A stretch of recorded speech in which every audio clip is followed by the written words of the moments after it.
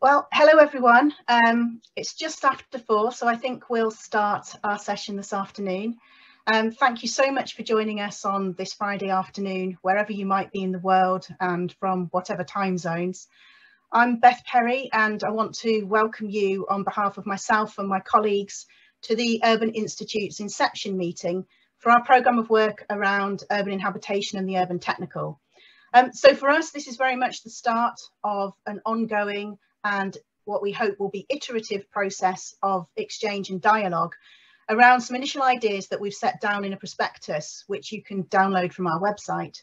And we started formulating this programme last year during one of the many lockdowns as a speculative approach to generating interdisciplinary research agendas with the aim of bringing perspectives into urban studies that are critical but may not usually be heard. So today we're going to have an open discussion with 10 interdisciplinary scholars to respond to and help us elaborate our programme. And we've selected these scholars for their very distinctive contributions across a range of fields, and we'll introduce them more later. But I do want to thank you all, and particularly our respondents in advance, for your time in helping us generate this dialogue today. We're also happy to be joined by so many others who want to hear the conversations at this early stage of our deliberations. So we have 2 hours together today, which we'll spend in 3 parts. First, AbdouMaliq Simone has been the central force behind these efforts. So it's fitting that he'll make some initial comments about urban inhabitation and the urban technical to set the scene. Then Simon Marvin will chair the responses from our distinguished invited speakers, who will each speak for 7 minutes. And then finally, Malik will retake the floor to curate some to and fro between the respondents and draw out some key themes in the time that's available.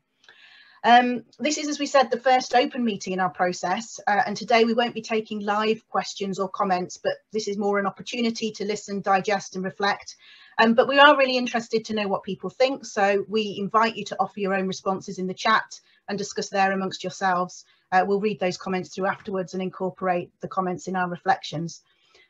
If you are interested in staying in touch with us and the programme after it develops, please add your email into the chat so we know we've got permission to contact you. And also please do keep yourselves muted throughout. That would be great.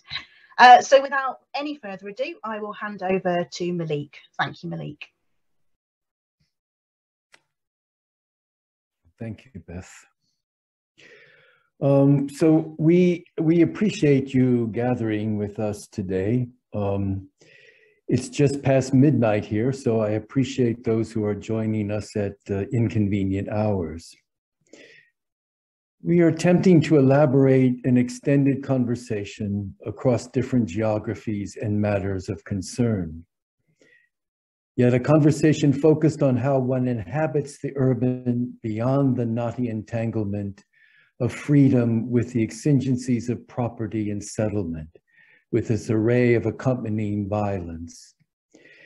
In an urban world where the questions of who can do what with whom, under what circumstances, and for what purpose remain unsettled, yet within frameworks of rule that constantly consider these matters settled once and for all, we want to explore an expanded notion of the technical, a notion of the technical that might facilitate more judicious forms of inhabitation. Here, the technical concerns at its most basic level, relations and decisions, how relations are curated, instigated, sustained, and how their brokenness may not only signal insufficiency, but an unanticipated generativity.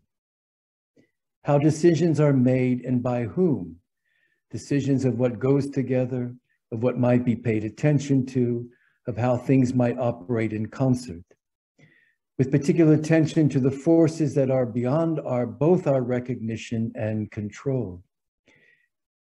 As such, we inhabit an urban that is not only made for and by us, but as a panoply of materials and sentiments that are not properly ours. And for those who have long been rendered improper, there is particular importance in understanding how their existence has been extended across various times and places, extended across landscapes and ways of being that otherwise the normative urban human has differentiated itself from at debilitating costs. So how to refuse the compulsion to think that everything might be repaired, made to work, integrated as something of value? And how can technical operations get us beyond determining who and what counts? So in this spirit, we have invited you here today, not so much for you to comment upon our distillation of concepts and propositions, not so much to seek your support for what we have defined, but to extend ourselves across matters of your concerns, the ways in which you see things, to begin to develop a program of work that folds you into a mutual process of affecting and being affected, that builds on the legacy of your critical thinking from which we have learned so much. So I invite you to offer some brief reflections, some riffs, as some would say, on the issues and visions we have so far run by you. Some brief reflections on how what is important to you could be crucially important to us. So thank you, and I turn it over to Simon. Thank you, Malik, for that really synthetic introduction to what we're trying to achieve with the signature program, and also to reiterate Beth and Malik's thanks to the respondents for joining us across the time zones. We're going to take five of the respondents in turn, alphabetically using first names, and then we'll have a short comfort break. And as Malik has said, we're really trying to, we're really interested in people's perceptions and reflections about the issues raised by the prospectus, and the sorts of questions that you think we need to be considering in terms of taking forward an interdisciplinary conversation. So we'll give everybody 7 or 8 minutes to do that. And I'll just introduce the speakers by their name and affiliation, not a long introduction. So our first respondent, Ash Amin, who's Chair of Geography at the University of Cambridge. Very nice to see you again, Ash. And I'll hand over to you for our first response. Thank you all, Malik, Simon, Beth, for this invitation. And let me jump in the deep end because 7 minutes is not a long time. I'll start off by saying, I found myself entirely in sympathy with the project, its aims, its thinking, its significance. I love your concept of extensions and of course the proposed topics. So I think it's a very exciting and actually a very necessary prospectus to recognize the city as it is, and I'd be delighted to be involved in it. What interests me in particular is the potential synergy between the technological city and the city of craft forms of inhabitation and survival. You don't do this in your prospectus, but very often we tend to think of the two, the technical city and the craft city, as in some kind of asymmetric opposition, particularly given the distance nowadays between the digital and the analog, for want of a better word, for dispossessed populations. No surprise then that their technicities, their craft efforts, based on assemblage and fugitive practices, remain hidden and often suppressed. And yet, I think there's a defining totality to the, or increasingly a defining totality to the algorithmic city, manifests not only in the composition and the routines of metabolic supply and regulatory infrastructures, but also in the far reach of remote and ever adaptable computational intelligence and of course directionality. So by inclusion or exclusion, seems to me that craft technicity, even in the slums and informal settlements that some of us work on, is increasingly defined by the measures and the modes of the smart city. in situ, if we take into consideration the extensive use of telephony in informal settlements, or remotely via digital forms of, by the digital governance of urban systems. So my interest here lies in the potential synergy between the two, between technicity and the technological. And what might this potential synergy look like if it were to work for the just relations that you talk about in your paper? I think alluding to different forms of visibility, capability, welfare, justice, and the rest. Now, what exactly this synergy might mean in practice is yet to be clarified in my own mind, but I'm sure there's some kind of a way forward. And there are two sorts of examples, two sorts of collaborations that come to my mind anyway. First, a few years ago, I've had some first-hand experience of how architects in Brazil work with social movements and the homeless to design what they describe as orderly land occupations, which to me illustrates the reinforcements of computational design, vernacular expertise, pirated technologies, of which there are many, and of course, the professional expertise of the interested architects. And I note that it's an interesting development to me how architectural practices such as Arab are now making surplus materials from building projects available in similar ways in informal settlements, certainly in Cape Town, but in other cities of the global south. So, you know, if you like, there's a form of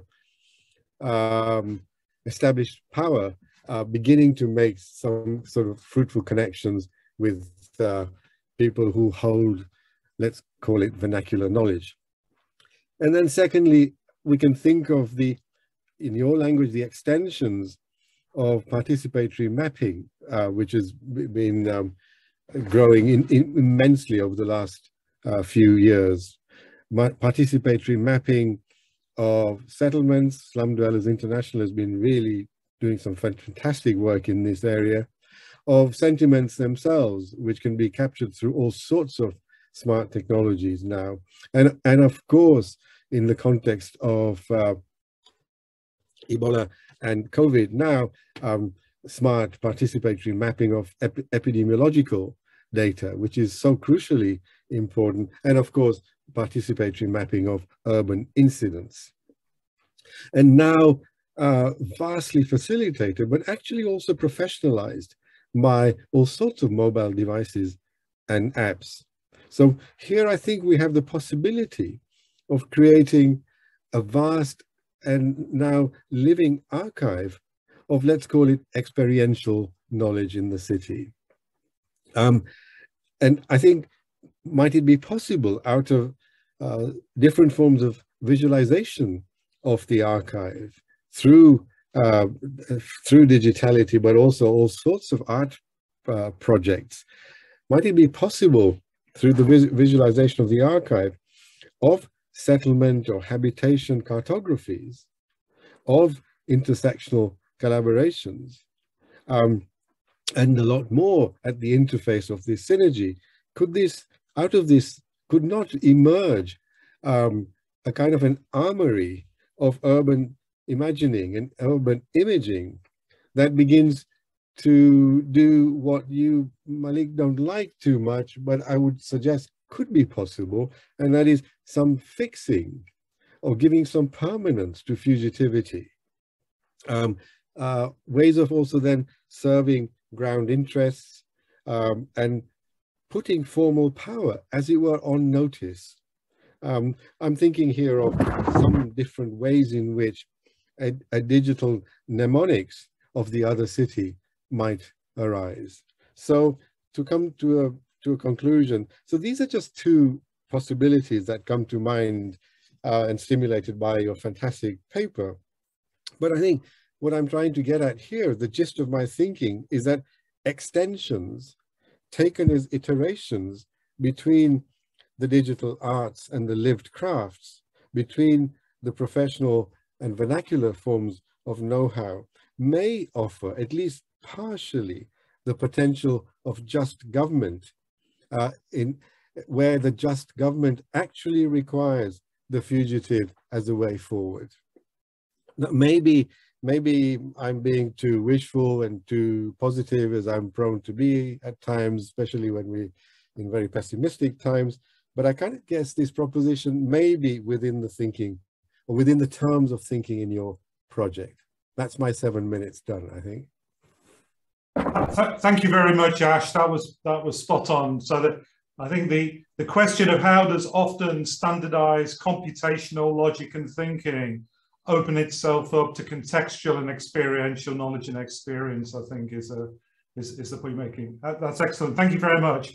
I'd like to welcome our next speaker, Beth Coleman, who's from the Faculty of Information at the University of Toronto. Beth, over to you, please. Hi, thanks all. So I am happy to echo some of Ash's socio-technological thinking in terms of the built environment, that we can no longer pretend that the technological is not deeply entwined with other aspects of the built and the lived, and also the imagined. And in some ways, some of what we are facing is a failure of imagination, where you have a reproduction of certain modalities that are then built into the technological systems. So what I have is 3 particular provocations from the piece that we were generously given, and then a short kind of framework in terms of a call for epistemic and systemic shift. And I'll get more granular depending on how well the 7 minutes go. So starting with the 3, how complex parametric layouts, echoskeletal architecture of sensors, and relay systems, for instance, constitute invisible and multiple infrastructures through which we are hacked or subliminally controlled. 2, humanity is reduced to quantitative metrics made possible through algorithmic operations and machine learning. 3, and this one I'd like to frame in thinking about the surround and the environmental, and not singularly climate change, but climate change is enrolled in the urban technical as an infrastructural challenge through a managed and partially managed ecological spaces and hybrids of humans, non-humans, and technology. So the 3 places that I'd like to go in response to these provocations is, first, starting with charting from the liberal state to the neoliberal smart city, to this turn, this pandemic, post-pandemic turn, stimulated, yes, by all the things with COVID, but also the international shaking of Black Lives Matter and those kinds of eruptions. So the shift in the language of cities towards equity and the ethical, and I think of this specifically in relationship to the data infrastructure plan that I am now research consultation with the City of Toronto in their technology division services. The second one is critical data and information studies in terms of the framework of data colonialism, a term that many of you have come to engage for various reasons in terms of this idea of a global reach of how these extractive technologies work, and that we're all rendered these subaltern subjects as such, according to Coldry and Nahas. And the question there that I raise again in relationship to your provocation is the unequal distribution of how these technologies are actually enacted. And we've already had people point to that. And the third one is, and this is my speculative, in some ways embracing your speculative, is an argument to make AI, and I use AI as just a formulation of advanced automation, not singularly machine learning, but to make AI more wild, not less. And by wild, I indicate generative possibilities for the technology in opposition to the reproduction of the same. And here I bring in the very thick and generative work of a technology of the surround, and thinking with Harney Moten, and thinking with Parisi in terms of the alien of the artificial intelligence, and also with Barad in terms of the moment of decision making that is not about legacy, but about a present moment. So those are the kind of three spaces that I'm thinking through. So what I will just speak to briefly is the work that I'm doing for the City of Toronto. It's so, as many of you know, who are doing like embedded work on the ground with different groups, it's quite interesting and crazy and productive in some ways, even if it's frustrating, to engage with the reconciling of the critical and the applied. So we have language from the city as such as well-run cities, digital infrastructure plan, and an articulation of kind of high-level engagement that has to do with enabling privacy protection, secure transportation, modeling open technologies and policy infrastructure, outcomes such as equitable, sustainable, trusted data sharing. And the question is, how is this enacted in a way that is not simply a reproduction of the neoliberal kind of smart city? So what we had specifically on the ground in Toronto were an activist network. So essentially hashtag Stop Sidewalk, which just before the kind of radical turn in the pandemic to lockdown, Sidewalk Labs, which is an Alphabet's organization, they've closed since then. They'd come in and were hailed as heroes in terms of, oh, we're going to come and make your city smart, and we're going to do all these things. And citizens of Toronto looked around and said, no, that's not actually how it works here. You cannot just appropriate and extract our data. We have no transparency, no understanding of accountability. So in a tactical way, activism was really productive in terms of stopping. I mean, activism and a global pandemic were very productive in stopping a particular steamroll pathway. But the question I asked there, and we've already echoed and heard, refusal, and the limits of refusal are some of what I'm asking. Sidewalk Labs might have left Toronto, but all of the technologies of advanced automation, the Internet of Things stoplights that we go by, that sniff our cell phones just passively, we do not have to give consent, we do not have to be aware of it. All of these technologies already are arrayed throughout the city. So the question of how the enactment of the equitable, et cetera, is happening in relationship to an infrastructure that remains invisible and is also obfuscated in terms of it's very, very difficult to trace the pattern of how the technology is being put into the system. Okay, I'm at my 7 minutes, so I will stop now. Thanks very much, Beth. We're grappling with beyond critique and what the role of academics and the program is in trying to move beyond critique and think about alternatives, and that how do we deal with the embedded nature of those technological systems? It's a critical question. Thank you very much.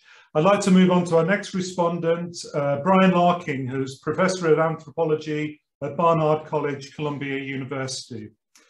Brian, over to you, please. Hi, thanks very much. I would echo what was said before, particularly by Ash. I really like the proposal. I basically agree with all of its thrusts. Part of me, going back to what you just said about critique, part of the sort of a gesture and things like this oftentimes is one of critique, to point out what's not there and things like this. So I definitely want to start out by saying I like the mix. I felt a tension between inhabitation and technical, and two directions being pulled. But even that tension I thought was good. So I have a few comments, just three, to stay within the time zone. And the first one was on the focus on the new. A lot of the focus emphasizes novelty. There are new conditions, climate change in particular, that will affect urban inhabitation. There are new technologies, algorithmic ones, robotic ones, AI, which are emerging that will quote unquote, control our lives in different ways. And so these new technologies, these new situations demand new knowledges. These are all statements I agree with. I think they're matters of fact as much as anything else. But there's much that is not new as well, and nothing will be just new. And I'm always slightly wary of an emphasis on novelty, which replicates a certain Silicon Valley-esque, the next technology will transform everything. It will bring these different conditions into life.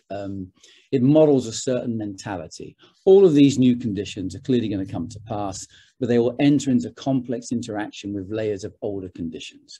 So if we want to say a city is conditioned by a technical milieu, the shape of that, whatever form, what, you know, in a different way, Thomas Park Hughes once called it style, will come about through that interaction of older technologies and newer ones, which will take place in different ways. You know, Lefebvre used to argue that no social space abolishes older ones, that they lay down one on top of the other, so that infrastructures like palimpsest, they lay down and the older ones affect the newer ones that are coming in. And I think that it's an interesting thing to keep in mind, because it enables us to move away from a sort of a hard dichotomy between an advanced Western world governed by robotics and AI and algorithms versus a non-Western world governed by hacking and makeshift infrastructures.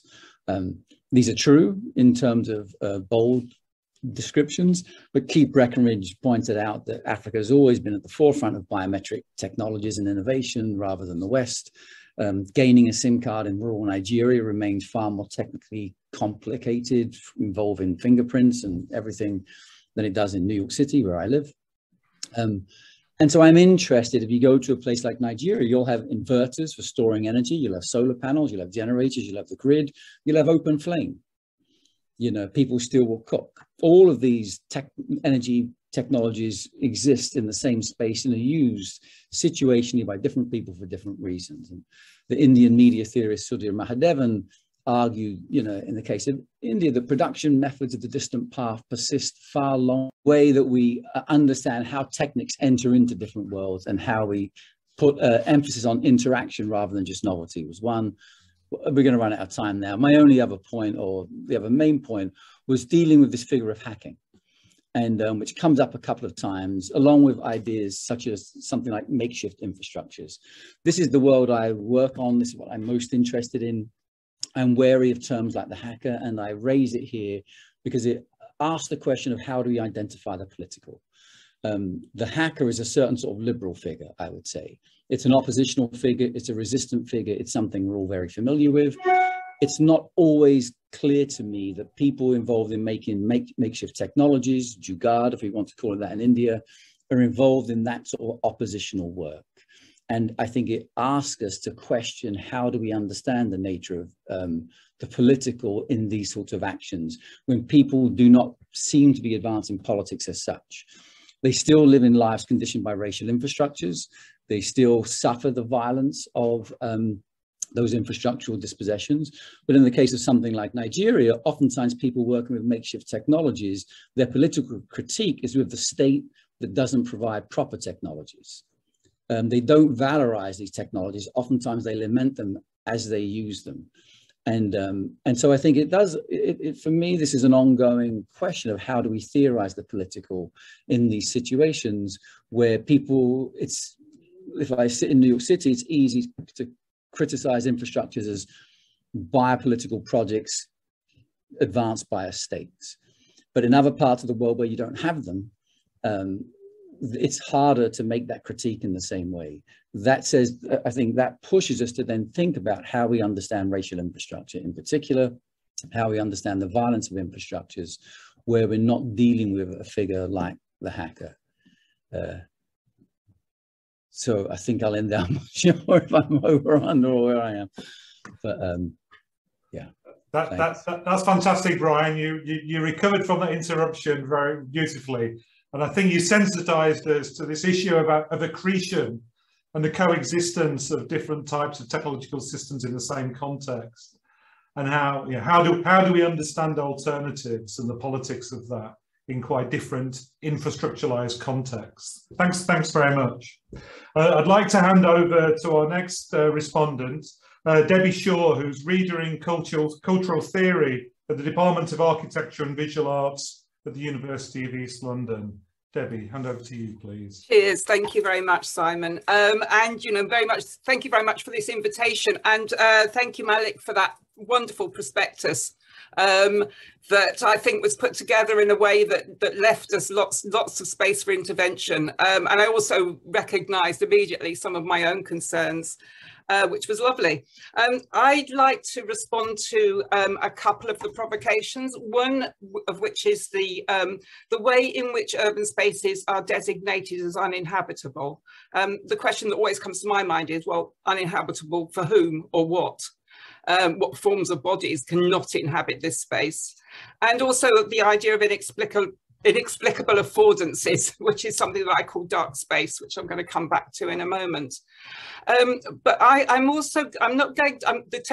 kinds of technicity that I want to talk about actually is architectural technicity, and I want to go right back to the beginnings of architecture. And I've come up with this concept, this idea that I call Vitruvian mantology. Basically, it summarizes the ideas that were developed in my last book, Post-Human Urbanism, but with a particular focus on architectural technicity. So the way that building design, and in particular the design of the home, determines bodies and their modes of inhabitation. So actually, it was a joke to begin with. I was trying to find a way to summarize my ideas for myself when I came up with the Vitruvian mantology, and then discovered that mantology is actually a very old word that's now pretty much out of use, which refers to the practice of divination. So in other words, reading the future from the signs of the present. And I'm using it here to evoke the sense in which Marcus Vitruvio Pollio's prescriptions in his 10 books on architecture still exert a powerful influence on how we understand bodies and their modes of inhabitation. So I needed a term basically to stand for the way in which the idea of Vitruvian man, and those of you that are familiar with Rosie Bradotti's work, Donna Haraway's work, Vitruvian man keeps reappearing in all these post-human ideas. So the idea, the way that he governs our sense of ontological distinctiveness, while also promising a future in which the perfection that he models will be achieved, which of course, you know, nobody can approximate Vitruvian man, he doesn't exist. And just actually as an aside, first year architecture students, as I discovered, started teaching architecture last year, actually still study the 10 books on architecture. And one of his recommendations is, this is Vitruvius himself. First of all, he expresses his admiration of the Greek custom of what he calls providing men's apartments, since, and this is a quote, since in them, he says, the men can stay without interruption from the women. And I'm not even going to comment on that. So Vitruvian man as a model has been somewhat supplanted since the early 20th century by Le Corbusier's modular man. So a modernity, architectural modernity is really governed by this idea of modular man, but the same principles apply. In fact, modular man is actually 6 foot 1 inch tall. Again, needs no further comment. So I first invented Vitruvian mantology when I was invited to contribute a chapter to an edited collection called After Lockdown. I wanted to see if the ideas which I had worked with in post-human urbanism could be applied to understanding the huge increase in incidences of domestic violence that occurred during our confinement to the home during COVID-19. And I wanted to focus on the assumptions which motivated the UK government instruction to hashtag stay home and stay safe. Now, I have to say here that I've never bought a house, so it was with a certain naive eye that I viewed the websites offering ideal homes for sale. And I was shocked by the highly gendered imagery and implication of the patriarchal family as a precondition of home ownership.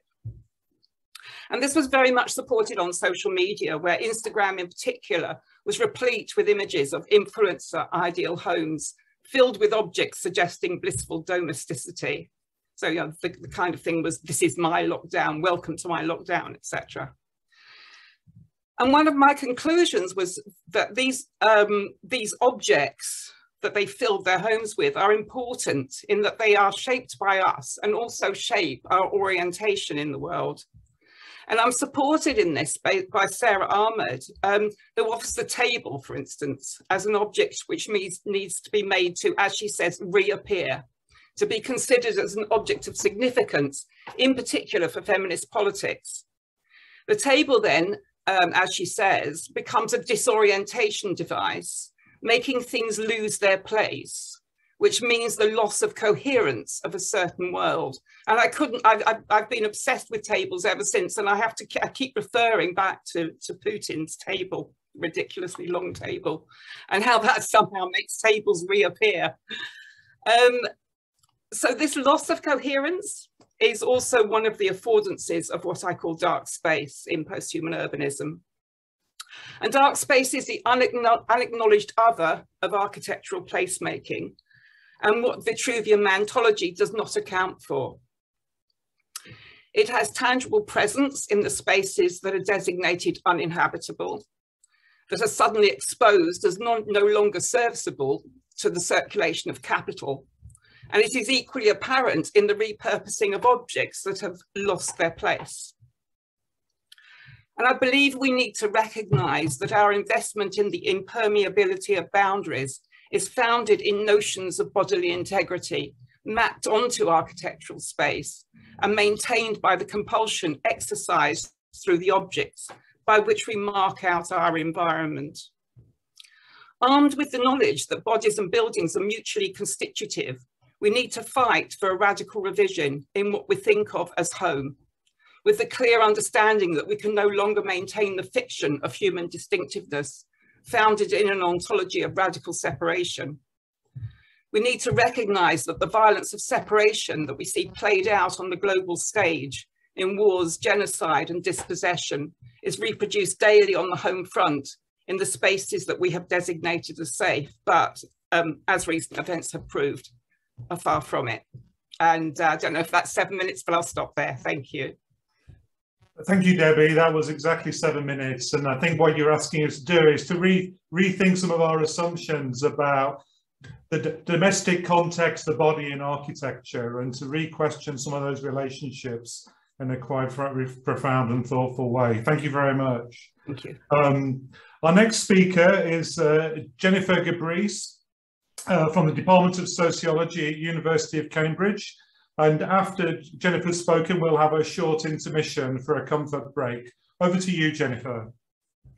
Great. Thanks so much, Simon, Beth, Malik, and everyone for your really thoughtful responses. I mean, I think this is a really nice way to think about research as invitation, as a way to compose ideas through a response to a proposal, and research as an opening and a dialogue rather than a performance of expertise. So thank you for that invitation. I think this is also pointing to how many of the challenges that we face as researchers require more than one voice or view. So I think, Simon, you were speaking to what are these different forms of research and inquiry that we might invent, what research collectives and arrangements are required, and what form of experimentation is required here. So I very much like these points within the prospectus, working across urban inhabitation and the urban technical as co-constituted, not one acting on the other, but creating conditions of possibility and impossibility.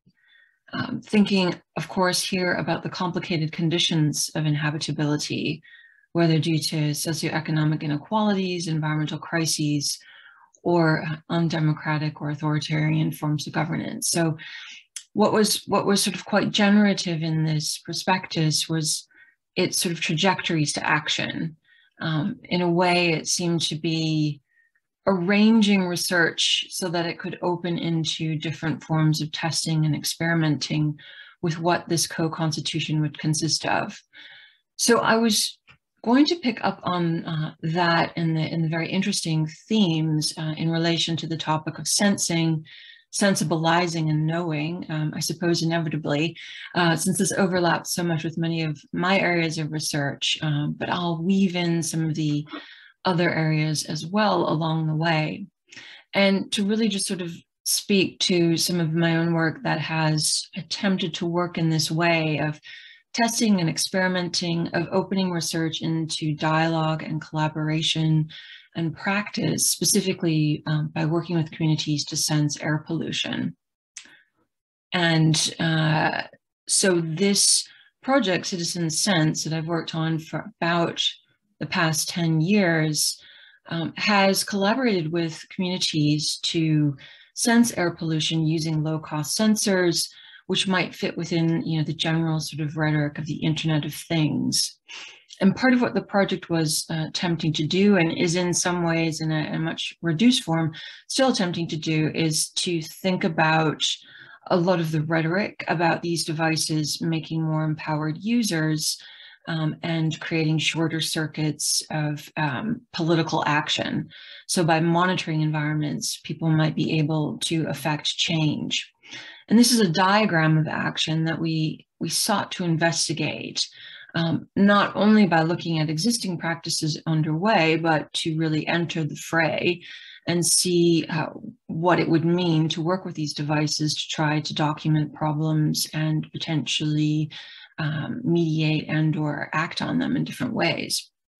So this is something that I write about at length in a new book that's come out, Citizens of Worlds. It's on a Manifold platform with University of Minnesota Press and will be in print later this year. But the book takes the form of a how-to guide. And I see a kind of resonance with this prospectus, forming different sort of queries about action. What does it mean to try to open a space into inquiry rather than close it down into sort of expert pronouncements? So I think the how-to can be quite generative here, because on one hand, it would seem to offer a set of instructions, but once one begins to follow those instructions, finds that they very much open into a whole set of unexpected encounters. And this is really where the kind of dynamic conditions of inhabitability and technicity take shape. So when we worked with communities to undertake citizen sensing, we found that a whole array of technoscientific engagements really materialized, and that this wasn't a simple diagram of action for collecting data about pollution and having policymakers respond to it, but rather it was full of false starts, skepticism and suspicion, people dismissing, experts dismissing citizens' data that they gathered, and much more. But in this, I would say conditions of inhabitability and technicity really arose through the struggles of trying to realize what I refer to in this book as more breathable worlds. So how can people realize their potential as political subjects by being able to create milieus in which they're able to breathe, to have effect, to feel that they have, I suppose in the language of the prospectus, a certain extension in the world that allows them to flourish and realize more just living conditions. So these are exactly the kind of conditions and questions that the book grapples with on the basis of the practice-based experiments that we undertook. So here, breathability has kind of multiple resonances because it's about air pollution and the difficulty of breathing polluted air. But it's also about breathability as signaling the exchanges that occur across environments, subjects, humans more than humans, and this being a space in which to articulate participatory interactions. So the ability to be and become with worlds is really a way of thinking about exchanges in the open air. So this is a term I'm drawing from William James, sort of very early pragmatism, to think about what happens to ideas when they're put to work in the world. What difference do they make? What sorts of worlds and world making arise? And how is this also a way of thinking about the subjects and political potential that might arise? So here I would suppose, in response to your query, Simon, about what work can academics and researchers do, I think these potentials of practice, experimentation, and testing are very much what we've found to be generative trajectories to engage with. Here, practice not as the application of theory to problems, but more as a kind of praxis of working in collaborative arrangements, of testing and proposing, iterating and experimenting, and really entering into the fray of struggles, not from a position of only describing and observing, but of taking part and trying to work toward more just worlds. So that's how in Citizens of Worlds and through the Citizen Sense project, I've really described sensing as a way of collectivizing experience. I'm not sure where I'm at on the time, but I'm sure people could use some comfort. Thank you very much, Jennifer. You're quite right. The part of the ethos of the prospectus is to try to think of forms of experimentation. And what's really interesting about what you've just said is the way that the logic of experimentation reveals much more beyond the limits of the experiment and beyond air quality. It's absolutely fascinating what else is revealed through an attempt to constitute some sort of computational system.